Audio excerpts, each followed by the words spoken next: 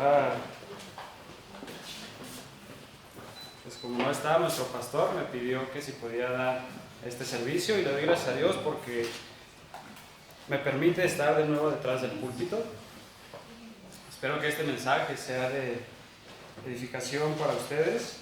La verdad es que no sabía qué predicar. El pastor me dijo el miércoles y dije, bueno, ¿qué voy a predicar? Pero estudié algunas cartas porque, por ejemplo, estuve viendo la de 1 Tesalonicenses, la de Tito, y dije, bueno, voy a hacer una introducción. Pero no hice ninguna introducción, sino que vi este texto de Lucas 23, del 32 al 43, y dije, bueno, de esto voy a predicar. Y le doy gracias a Dios porque la verdad tenía poco tiempo y lo pude terminar. Entonces espero que sea de bendición para ustedes, hermanos. Entonces, como texto es Lucas capítulo 23. Le vamos a dar de nuevo lectura.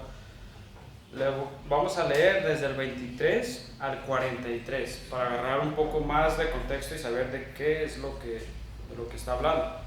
Entonces, Lucas capítulo 23, versículos del 32 al 43. Lucas 23, 32 al 43. Dice así la palabra de Dios: llevando también con él a otros dos que eran malhechores para ser muertos, y cuando llegaron al lugar llamado de la Calavera, le crucificaron ahí, y a los malhechores, uno a la derecha y otro a la izquierda. Y Jesús decía: Padre, perdónalos porque no saben lo que hacen. Y repartiendo entre sí sus vestidos, echando suertes. Y el pueblo estaba mirando, y aún los gobernantes se burlaban de él, diciendo: a otro salvó, sálvese a sí mismo, si este es el Cristo, el escogido de Dios. Los soldados también le escarnecían, acercándose y presentándole vinagre, y diciendo: si tú eres el rey de los judíos, sálvate a ti mismo. Había también sobre él un título escrito con letras griegas, latinas y hebreas: este es el rey de los judíos. Y uno de los malhechores que estaban colgados le injuriaba, diciendo: si tú eres el Cristo, sálvate a ti mismo y a nosotros. Respondiendo el otro, le reprendió diciendo: ¿ni aún temes tú a Dios estando en la misma condenación? Nosotros a la verdad justamente padecemos porque recibimos lo que merecieron nuestros hechos, mas ningún mal hizo. Y dijo a Jesús: acuérdate de mí cuando vengas en tu reino. Entonces Jesús le dijo: de cierto te digo que hoy estarás conmigo en el paraíso. Entonces, solamente vamos a ver del versículo 39 al 43, pero quería que se viera más el panorama y de qué está hablando. Ahora, tanto Marcos como Mateo hablan de estos dos malhechores que fueron crucificados junto a nuestro Señor. Y de hecho, bueno, algunas personas suelen llamar a este hombre el buen ladrón y el mal ladrón, pero la verdad es que no es ningún buen ladrón. Ser ladrón y robar es un pecado, entonces este no es un buen ladrón. Los dos eran pecadores. Jesús dijo, de hecho el Señor Jesús dijo, que el ladrón no viene sino para robar, matar y destruir. Entonces este hombre no es un buen ladrón, tampoco el otro, los dos son pecadores. Entonces tanto Marcos como Mateo hablan de estos dos pecadores, pero solo Lucas de hecho es el que nos relata la conversión de uno solo de ellos. Esto no está en Mateo, esto no está en Marcos, sí, solamente Lucas es el que registra este acontecimiento de este hombre que fue salvo. De hecho, vamos a ver la maravillosa gracia del Señor al salvar a este hombre. Él estaba a punto de morir, estaba crucificado ya, le quedaban pocas horas de vida. Entonces el Señor salvó a uno de estos hombres. Pero quiero resaltar también algunos aspectos que las personas dicen que necesitan para ser salvos. Ahorita vamos a hablar más de esto. Pero vamos a empezar con una oración y ahorita vamos a dar comienzo. Vamos a orar. Padre, Señor eterno, te damos gracias por este día más de vida, Señor. Te doy gracias por la vida de cada uno de mis hermanos que está aquí. Gracias, Padre, porque usted los trajo con bien. Le pido, Señor, que usted me use, que yo pueda exponer su palabra de una manera clara, que predique lo único en base a lo que he estudiado de su verdad, Señor. Le pido que bendiga a cada uno de mis hermanos y nos dé entendimiento, Padre, de esa obra grandiosa que usted ha hecho por nosotros en esa cruz. Gracias le damos en el nombre de su Hijo Jesucristo. Amén. Ahora, como primer punto, quiero que veamos la condición de este hombre. ¿En qué condición estaba? La condición y el pecado que caracterizaba la vida de este hombre. De hecho, vean el 39, dice, y uno de los malhechores que estaban colgados le injuriaba, diciendo, si tú eres el Cristo, sálvate a ti mismo y a nosotros. Ahora, el texto dice que uno de los malhechores, ahora aquí solamente está diciéndole uno, si tú eres el Cristo, sálvate a ti mismo y a nosotros.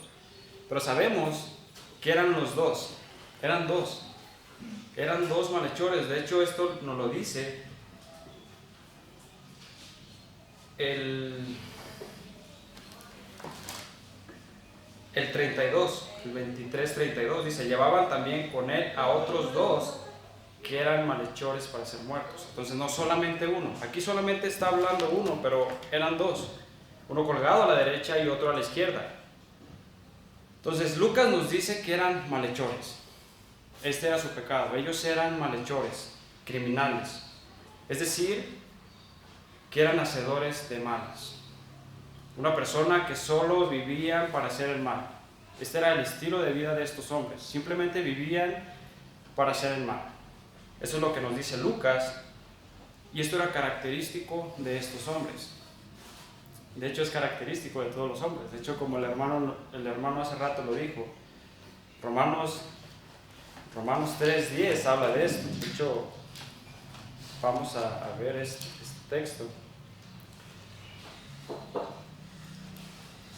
En Romanos, capítulo 3, versículo 10, es lo que dice, como está escrito, no hay justo ni aun uno, no hay quien entienda, no hay quien busque a Dios, todos se desviaron, a unas se hicieron inútiles, no hay quien haga lo bueno, no hay ni siquiera uno.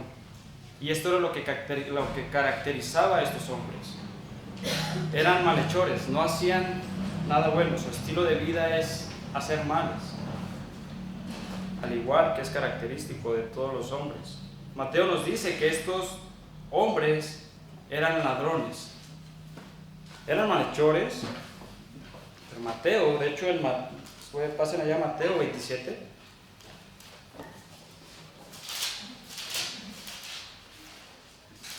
Mateo 27, versículo 38.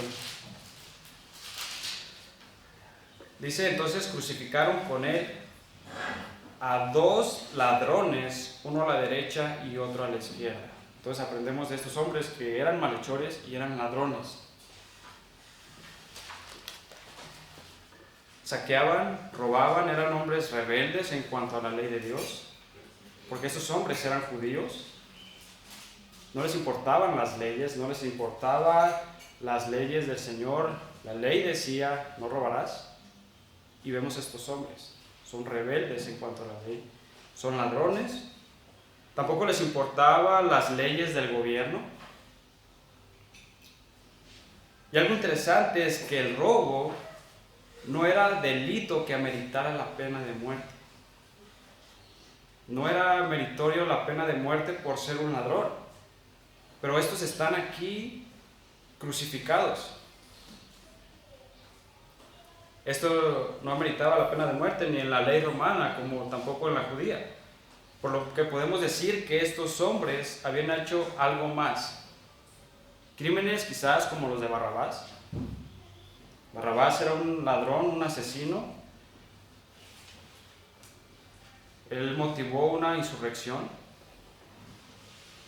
Entonces es probable que estos dos, estuve viendo varios comentaristas, y es probable que estos dos hombres fueran seguidores de Barrabás. Entonces hay muchos comentaristas que creen que estos hombres fueron seguidores de él. Y es probable que hayan cometido algunas otras cosas para estar crucificados, porque el robo no era meritorio para que ellos estuvieran crucificados. Ahora, también aprendemos de estos hombres que eran blasfemos. El texto dice, ahí en nuestra lectura, que le injuriaban. En el 39 dice, y uno de los malhechores que estaban colgados le injuriaba.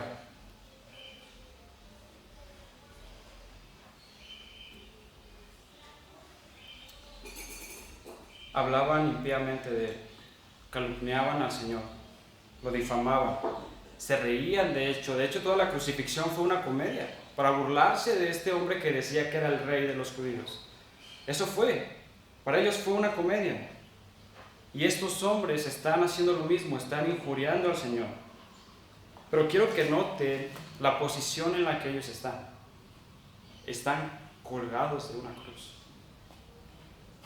Están colgados de una cruz, están sufriendo una muerte lenta y están invirtiendo su energía y las horas de vida que le quedan para burlarse y ofender al Señor. Eso es lo que están haciendo. Si están crucificados, no sé qué más les hayan hecho, quizás golpeado, pero estaban crucificados, estaban sufriendo, y lo único que pueden hacer es burlarse del Señor. Están injuriándole, están blasfemando en contra de Él.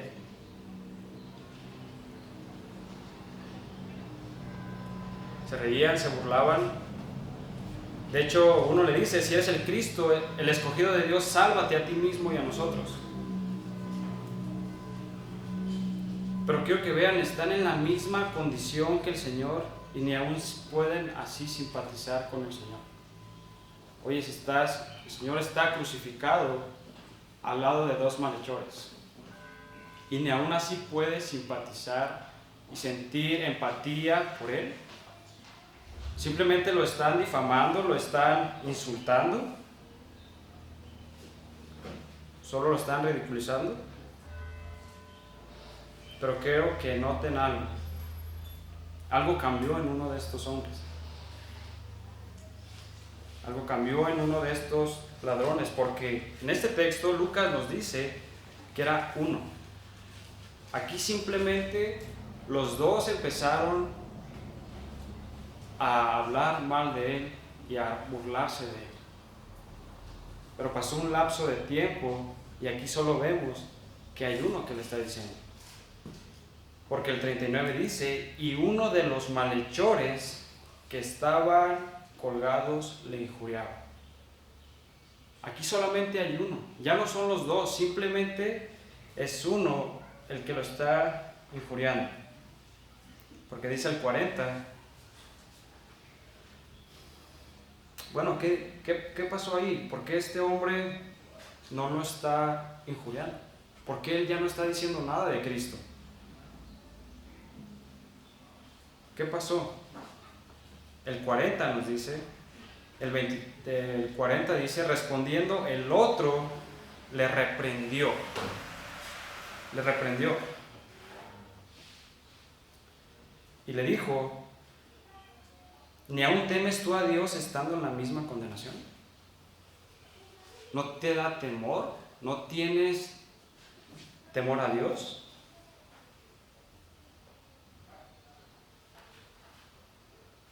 Estaban estos dos burlándose de Jesús, escuchando cómo los demás se reían, y ellos también hacían burla, ellos también lo hacían.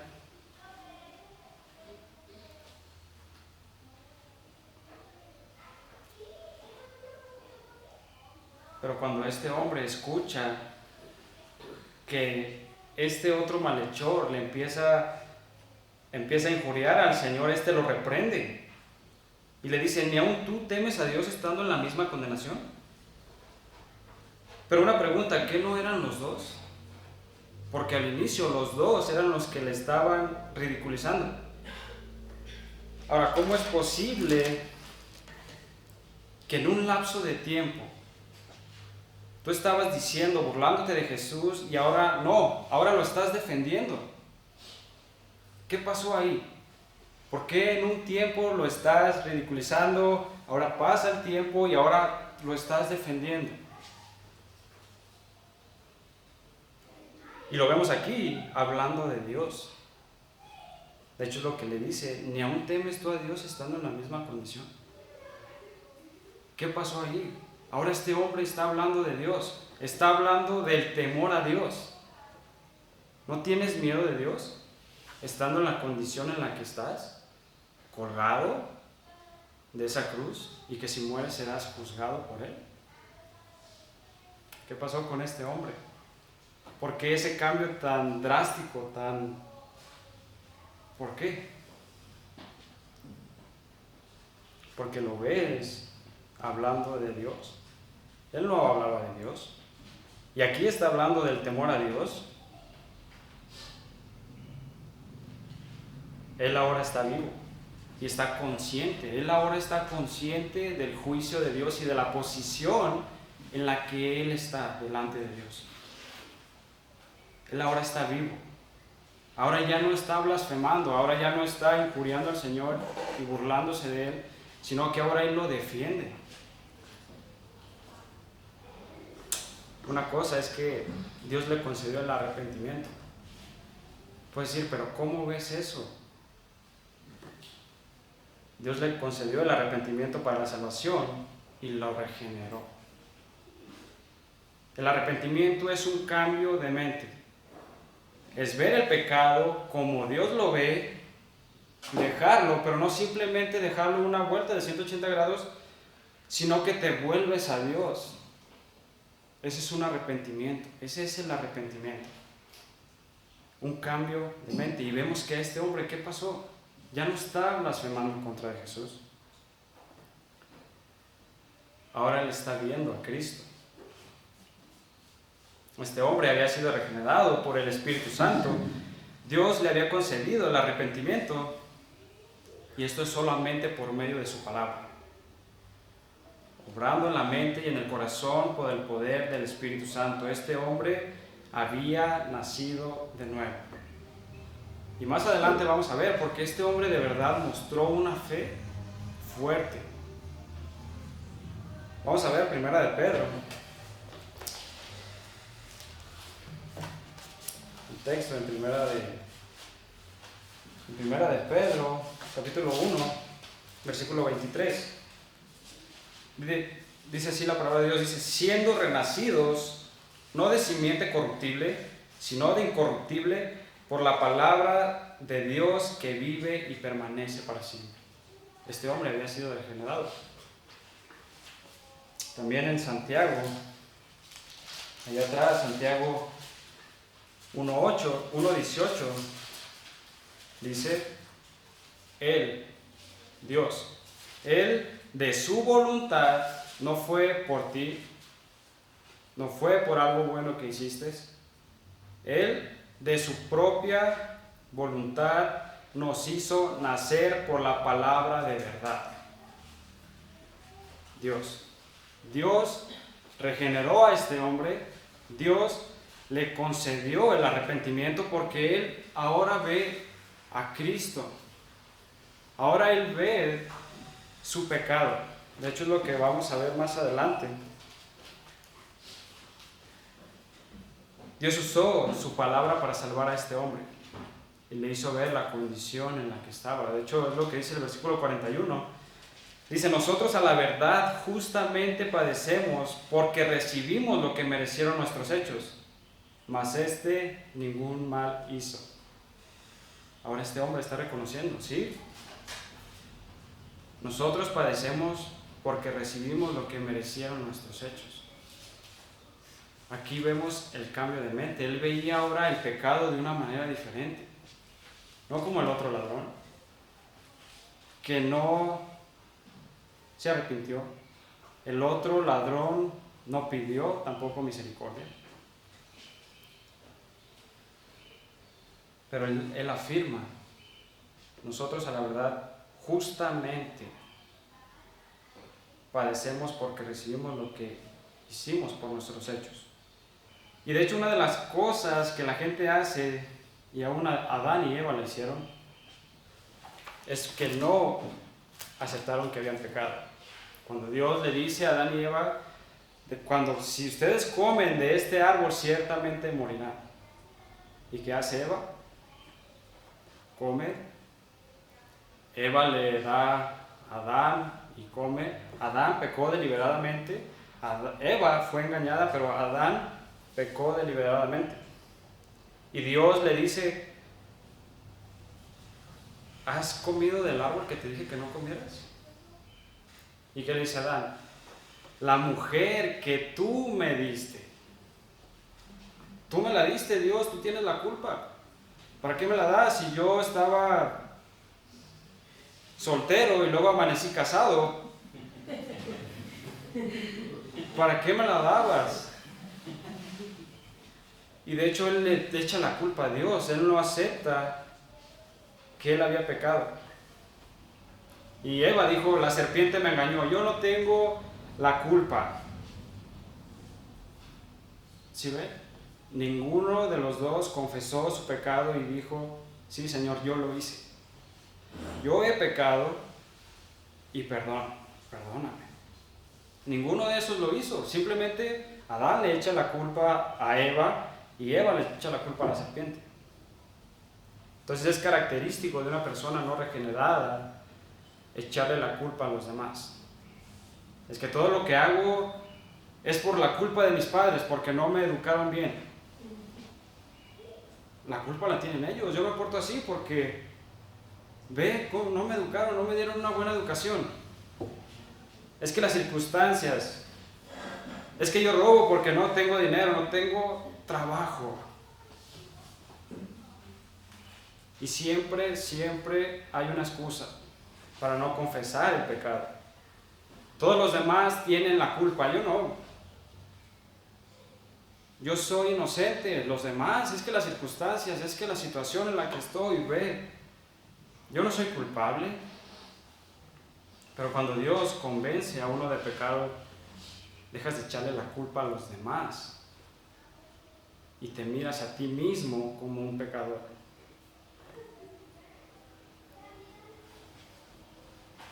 Tú solo eres culpable, nadie más. Te tienes que dar cuenta que solamente tú tienes la culpa por tu pecado, nadie más. Y es lo que quiero que vean en este hombre. Este hombre vio su condición. Él dice: nosotros a la verdad padecemos porque estamos obteniendo lo que merecieron nuestros hechos. Y de hecho él vio la misma condición en la de su amigo. Dijo: nosotros, tú y yo, estamos en la misma condición porque nosotros sí somos culpables. De hecho, antes de que una persona pueda ser salva, tiene que verse como un pecador que merece el infierno, que está pecando delante de Dios santo y justo, que le juzgará si no se arrepiente y cree. De hecho, el Señor Jesús lo dijo: los sanos no tienen necesidad de médico, son los enfermos los que necesitan ese diagnóstico. Y este hombre vio su condición. Después de un tiempo de que él estuvo blasfemando e insultando al Señor, ridiculizándole, ahora ¿qué vemos? ¿Qué cambió en él? ¿Por qué se está viendo a sí mismo como un pecador? Sí, yo merezco por la razón por la que estoy aquí. Es la razón por la que creemos que este hombre se arrepintió. Dios le concedió el arrepentimiento, mientras que el otro hombre estaba endurecido. El Espíritu Santo le había mostrado a este hombre que el Señor Jesucristo, de hecho la última parte del versículo dice que no había hecho ningún mal. Dice: todo por lo cual las demás personas lo acusaban no era verdad. Las acusaciones contra el Señor no eran verdad. De hecho, la Biblia dice que Él nunca hizo maldad ni hubo engaño en su boca. Cristo nunca pecó, y aquí lo vemos de nuevo. Él no había hecho ningún mal. ¿No era verdad que Él era un blasfemo, como los líderes judíos decían? Sino que este hombre es el Salvador. Él es el Salvador. De hecho, vamos ahí mismo, ahí donde estamos en Lucas. 23:42. Y dijo a Jesús: acuérdate de mí cuando vengas en tu reino. ¿Qué pasó? Él primero vio su condición. Vio la condición de pecado en la que estaba, vio la condición que lo que había hecho merecía, y va al Salvador. Y le dice a Jesús: acuérdate de mí cuando vengas en tu reino. Fe. Jesús, acuérdate de mí. Este hombre mostró una fe fuerte. Y fíjense lo que está diciendo: yo sé que tú eres un rey. Yo sé que tú eres un rey y que tienes un reino. Y que un día vas a reinar, y cuando lo hagas, acuérdate de mí. Wow. Fíjense, ¿y en dónde estaba el Señor? En la cruz, golpeado, lleno de sangre, con una corona de espinas. Si había un momento en el cual Jesús no parecía creíble, era en este. ¿Estás crucificado, lleno de sangre, con una corona de espinas? Y miren la fe de este hombre. Yo sé que tú eres un rey y que tienes un reino. Y cuando vengas en tu reino, Él está viendo más allá del momento. Mientras que el otro malhechor le dice: sálvate a ti mismo y a nosotros. Bájanos de aquí. Este hombre está viendo más allá. Este hombre está viendo hacia el futuro. Está viendo el reino, y cuando Cristo va a venir a reinar. Este hombre creyó que sería aceptado por el Señor si se lo pedía. Él confió en el Señor. Tú eres el Rey. Tú eres Salvador.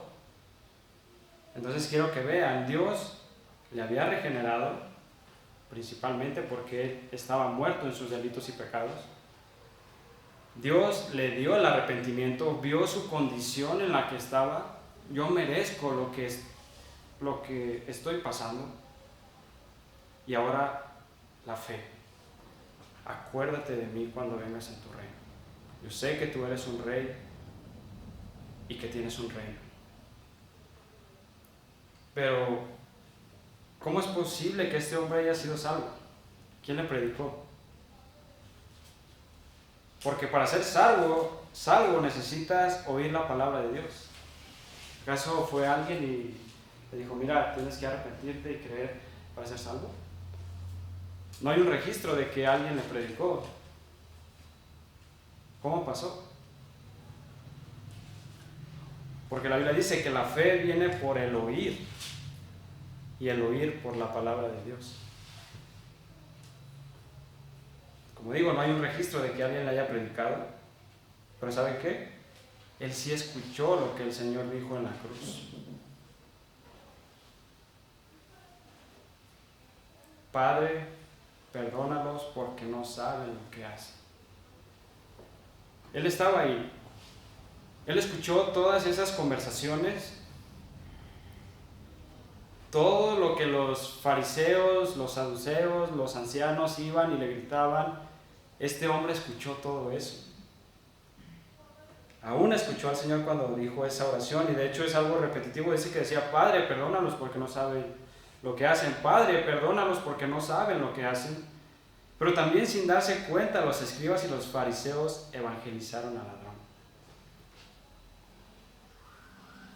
Dios usó lo que esos pecadores dijeron. De hecho, vamos a ver ahí en Mateo. Mateo 27. Mateo capítulo 27, versículo 41.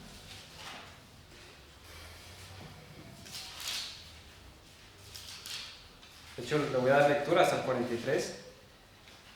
Dice, de esta manera también los principales sacerdotes, escarneciéndole con los escribas y los fariseos y los ancianos, decían, a otro salvó, a sí mismo no se puede salvar, si es el Rey de Israel. Desciende ahora de la cruz y creeremos en él. Confió en Dios, líbrele ahora si le quiere, porque ha dicho, soy hijo de Dios. Entonces, ¿qué vemos? Ellos están diciendo, a otro salvó. Él creyó que él podía ser salvo. Escuchó ahí mismo que él es el Rey de Israel. Aunque venían de estas palabras de estos hombres que las hablaban con odio, Dios las usó para bien. Eres el Rey de Israel. Y más adelante dice, confío en Dios, líbrele ahora si le quiere, porque ha dicho, soy hijo de Dios. Entonces él escucha que Dios salva, que Él es el Rey de Israel y que es el Hijo de Dios. Sin querer, estos hombres, estos fariseos, con sus palabras que eran para ofender al Señor y burlarse de Él, Dios las usó, y fue la manera en la que este hombre fue evangelizado. De hecho, Lucas 23, ahí en nuestra lectura, es lo que dice el versículo 35. Dice, y el pueblo estaba mirando, y aún los gobernantes se burlaban de él, diciendo, a otros salvó, sálvese a sí mismo si este es el Cristo, el escogido de Dios. Los soldados también le escarnecían, acercándose y presentándole vinagre, y diciendo, si tú eres el Rey de los judíos, sálvate a ti mismo. Y otra de las razones por las que podemos saber esto es que también el letrero que estaba encima de la cruz del Señor, el 38 dice, había también sobre él un título escrito con letras griegas, latinas y hebreas. Este es el Rey de los judíos. Entonces estos hombres, sin darse cuenta, evangelizaron a este hombre. Y se me hace muy interesante porque Dios puede usar aún esas palabras, aunque sean migajas y palabras que fueron dichas con odio por estos hombres. Dios las usó para traer al arrepentimiento y a la fe a este hombre. Y algunas veces pensamos, ¿no? Nosotros, es que yo le hablo a la gente y se ríe. Es lo mismo que pasa con nosotros. Le hablas, toda la gente se ríen, pero yo les puedo decir, sigan compartiendo y sigan predicando, porque Dios puede usar eso poco que hayan escuchado para traerlos a la salvación. Dios puede usar eso. Y a veces nos frustramos y decimos, es que yo les predico y no son salvos. Pero este hombre había vivido una vida completa de pecado, y Dios usó eso para traerlo a la salvación. Ahora, esta petición que este hombre hizo, apenas quiero que vean que él la hizo y le fue respondido. Es lo que dice el versículo 43. Entonces Jesús le dijo, de cierto te digo que hoy estarás conmigo en el paraíso. Quiero que vean, apenas él dice y el Señor le responde, no tomando en cuenta sus pecados, sus burlas, porque él estaba a punto de pagar por sus pecados. Este hombre le dice, acuérdate de mí. Y el Señor no le dijo, no, ya que sufras más. No, el Señor le responde en ese mismo instante, no tomándole en cuenta sus pecados y sus burlas, porque él estaba, como dije, estaba a punto de pagar por sus pecados el Señor. Y le dice, de cierto te digo que hoy estarás conmigo en el paraíso. No en un futuro o quién sabe cuándo. No hay cuando salgas del purgatorio, veremos. No. hoy tú estarás conmigo en el paraíso. Y no es que todo acaba en la tumba, de hecho, como lo dicen los testigos de Jehová. Los testigos de Jehová dicen que te mueres y queda tu cuerpo ahí y se pierde la noción, todo. Pero no, aquí vemos que este hombre que estaba a punto de morir, el Señor mismo, tú vas a estar conmigo. Sí, tu cuerpo se va a quedar aquí, pero tú vas a estar conmigo. De hecho, algo interesante es que más adelante dice que el velo del templo, del que dividía el lugar santo del lugar santísimo, se rompió. Dice que se rompió de arriba abajo. El camino para la salvación a los hombres está abierto. Este hombre, y alguien pensaría, ¿cómo este hombre ladrón, este hombre malhechor que toda su vida vivió así? Pero vean la maravillosa gracia del Señor. Él puede salvar a un al más vil pecador. Aprendemos también de esto que la salvación es por gracia. Es un favor no merecido, que aunque no lo merecemos, Él nos lo da a pesar de lo que sí merecemos, que es su ira. De hecho, bueno, vamos a leer, es un texto ya muy conocido, pero Efesios capítulo 2, 8 y 9. Aquí lo vemos claramente. Porque por gracia sois salvos. ¿Qué tuvo el hombre? Fe. Por medio de la fe, y esto no es de ustedes, es don de Dios. Y es lo que dice Santiago. Él de su voluntad, gratuitamente. Es un regalo.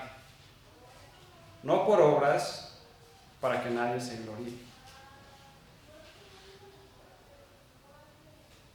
Este ladrón tuvo puros males, tuvo puras malas obras. No había nada bueno en él. Podemos decir, bueno, ¿qué vio el Señor bueno en él? Nada.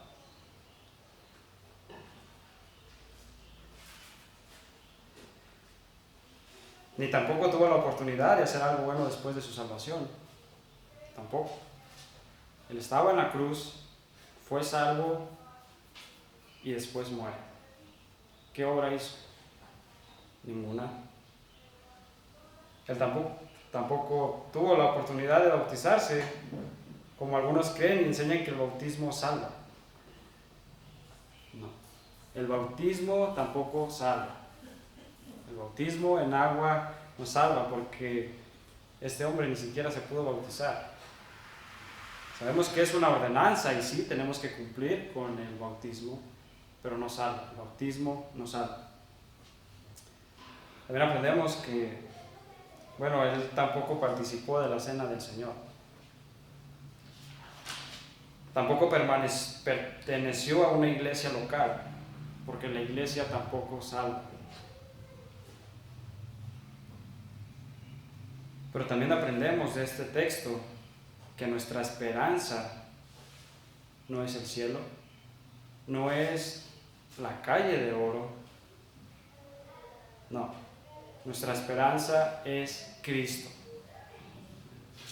es el estar con Él. Eso será lo más glorioso. Eso fue lo que le dijo al ladrón: hoy tú estarás conmigo en el paraíso. Tú vas a estar conmigo. Esa es nuestra esperanza, esa es lo más glorioso, es estar con el Señor. Mucha gente piensa, bueno, es que el cielo no tiene nada de maravilloso si no está Dios ahí, si Cristo no está ahí. Lo más maravilloso es que Él está ahí y vamos a estar con Él. Y de hecho es lo que pasa con cualquier persona que muere. Cristo ya abrió el camino al Padre. Para darle conclusión, Cristo, si alguien no conoce al Señor, Cristo puede ser tu esperanza si te arrepientes y crees. O quizás hay mucha gente que puede pensar, bueno, este ladrón tuvo la oportunidad hasta lo último de su vida. Me voy a esperar hasta que ya esté a punto de morir y ya después ahí veo si me arrepiento. No. De hecho, no sabes cuándo vas a morir. El Señor ha hecho algo interesante, es que el Señor, cuando se cae la torre en Siloé y mata a la gente, y le dicen, ¿por qué pasó esto? ¿Estos eran más pecadores que nosotros? Y el Señor le dice, no, antes si no os arrepentís, todos pereceréis. Y luego vienen los soldados, entran al templo y matan a los que estaban ahí. Le dicen, ¿por qué si estas personas están haciendo lo que tienen que hacer? Y ya entran y los matan. ¿Por qué? Y el Señor les dice, antes si no os arrepentís, todos pereceréis igualmente. No es para dejar para otro día lo que se puede hacer hoy. Cristo es un Salvador glorioso.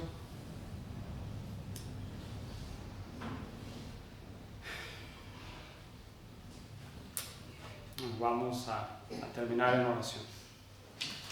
Padre, te damos gracias por tu palabra, Señor. Gracias porque tú pagaste en esa cruz nuestra cuenta, Señor, y por eso podemos estar contentos, sabiendo que un día, Padre, estaremos con tu Hijo, Jesucristo, nuestra esperanza. Un día partiremos de este mundo, de este cuerpo, y estaremos con Él. Gracias por la salvación de este hombre ladrón, que le salvaste aún en el último momento de su vida, Padre. Te damos gracias por todo y te pedimos que nos lleves con bien a nuestros hogares en el nombre de tu Hijo Jesucristo. Amén. Bueno, hermanos, no sé si alguien tenga preguntas. La verdad que